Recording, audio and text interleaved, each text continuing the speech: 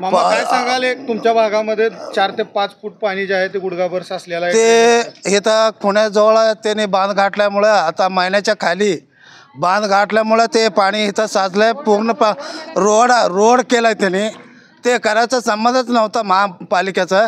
केलं त्याने ते बुच मारून त्याने हे पाणी सगळं हे 4-5 फूट हे 2 स्वामी विवेकानंद नगर भाग 2मध्ये हे सगळं पाणी 7-8 फूट खाली बी थांबलंय, वर डांबरीवर बी थांबलंय.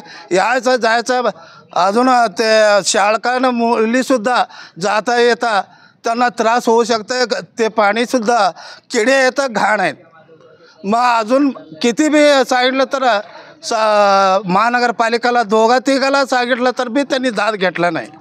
ह्याचा पुढं का हे दूरदशा मग पुढं लई होणार आहे. पुढं लई होणार आहे. आज आम्ही सुभाष बापू देशमुखकडे जाणार आहे. माझे नाव आहे मडोळवा राजकुमार स्वामी. स्वामी विवेकानंद नगर भाग 2 सैफुल येथे राहतो आम्ही. ह्या 2-3 दिवसापासून जो पाऊस पडतो आहे ना, त्याच्यामुळे पावसाचं पाणीसुद्धा आहे आणि ड्रेनेजचं जे चोकअप झालेलं आहे ते ड्रेनेजमधनं सुद्धा घाण पाणी येतं आहे. त्यामुळे किडे वगैरे भरपूर येत आहेत. ह्या पाण्याच्या त्रासामुळं आज शाळेला न जाता मी घरी आहे. सगळ्यांनाच त्रास होत आहे. आज दूधवाला पण नाही आहे, 2-3 दिवस झालं. पेपरवालासुद्धा नाही आहे, भाजीवालेसुद्धा आलेले नाही आहेत. आणि घरातल्या पुरुषाला जावंच म्हटलं तर गाडीसुद्धा इथनं जात नाही आहे.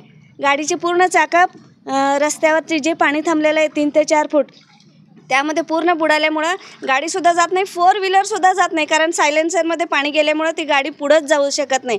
मग आमचं हे रोजचं रुटीन चालणार कसं आता आहे?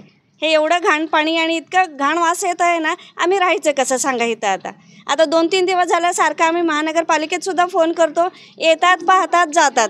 आम्ही JCP पाठवलं, हे पाठवलं म्हणतात. तिथे एक बांध आहे, त्या पावसाच्या पाण्यामुळे ते बांध तुटलं आहे. ते जरी बांध घालून दिलं तरी हे पावसाचं पाणी जरा कमी होईल, आम्ही त्या त्रासातनं जरा मुक्त होऊ. धन्यवाद. बंधुप्रेम न्यूज चॅनलला लाईक, सबस्क्राईब व बेल आयकॉन दाबायला विसरू नका. धन्यवाद.